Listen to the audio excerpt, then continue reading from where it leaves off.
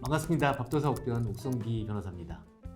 안녕하십니까 변호사님. 예, 선생님, 지난 시간에 촬영했던 일기나 수첩에 적혀있는 범죄 사실이랑 비슷한 내용인데 혹시 이제 뇌물을 주었다는 메모, 이것도 증거 능력이 될지 이게 좀 궁금합니다. 설명 한번 부탁드리겠습니다. 예, 뭐 이 사건의 경위는 이제 A가 B에게 뇌물을 주었다는 메모를 작성해서 이걸 갖고 있었습니다. 그 영장 실질 심사 그 전날 새벽에 자살을 해버렸습니다. 그래서 이 경우에 이제 뇌물을 받았다는 B에 대해서 A의 증언이 없는 상황에서 그 A가 작성한 메모지만으로도 B에 대해서 뇌물죄로 기소해서 유죄받을 수 있는지 여부가 문제가 된 사건입니다. 이와 관련된 형사상 법 조문은 그 증거 능력과 관련해서는 그 증거 능력을 예외 규정을 인정하고 있습니다. 즉 312조 또는 313조의 경우에 공판 준비 또는 공판 기일에 진술을 요하는 자가 사망, 질병, 외국 거주, 소재 불명 그 밖에 이에 준하는 사유로 인해서 진술할 수 없는데 그 조서 및 그 밖의 서류에 대해서 믿을 수 있는 상태가 인정이 된다고 하면은 증거로 인정할 수 있다는 것입니다. 다만 특히 신빙할 수 있는 상태에서 행하여졌음에 증명된 때라고 이런 단소정을 두고 있는데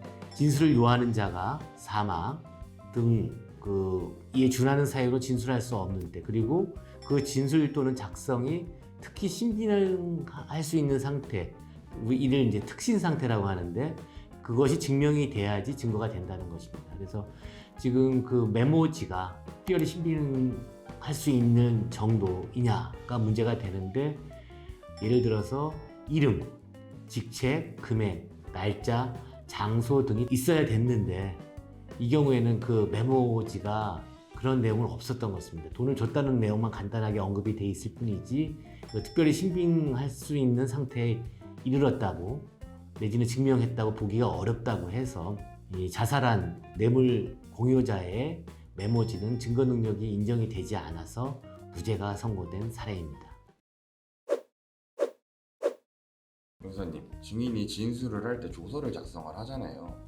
조서를 작성을 했는데 이제 재판에서는 증언을 거부를 한다. 그러면 그 조서에 대한 증거 능력은 어떻게 되는 걸까요?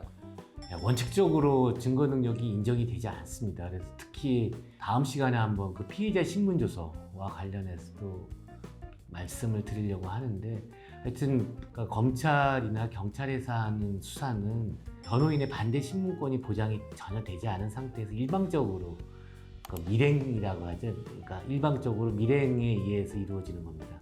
물론 이제 피의자 내지는 참고인도 예외적으로 피의자는 당연히 이제 변호인이 참여한 상태에서 조사를 받고 참고인도 이제 예외적으로 변호인이 참여한 상태에서 조사를 받게 되는데 이러한 조서가 그렇게 해서 이제 조서가 작성이 된 다음에 법정에 가서 그거를 인정할 수 없다. 이 내용은 이제 증거로 쓸 수 없다고 인정을 못하게 하는 경우에 원칙적으로는 법정에 가서 이 조서가 진정하게 작성이 됐다는 것을 증언하고 또 법정에서 진술을 하고 그 진술의 신빙성과 관련해서는 그 변호인의 반대 신문 등에 의해서 그 진술의 신빙성이 인정이 돼야지 증거 능력도 인정이 되고 그 신빙성도 판단할 수 있게 됩니다.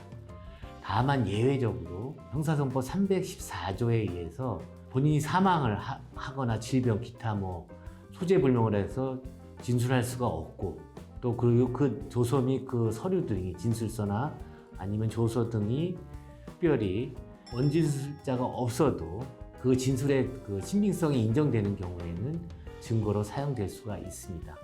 즉 원칙적으로는 본인이 작성한 진술 조서에 대해서 증언을 거부하고 그 진정 성립을 인정하지 않으면 증거로 사용할 수 없는데 형사소송법 314조에 그 증언자의 사망 등 기타 사유 그리고 그 진술이 특별히 신빙할 수 있는 상태에 있는 경우에는 증거 능력이 인정이 됩니다.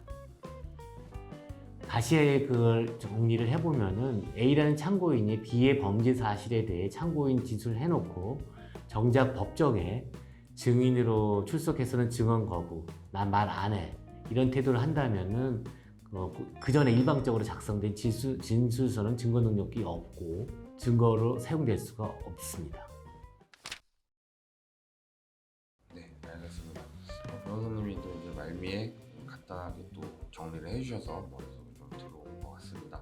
변호사님 오늘도 좋은 답변 감사합니다. 감사합니다. 법도사 옥변 옥성기 변호사였습니다.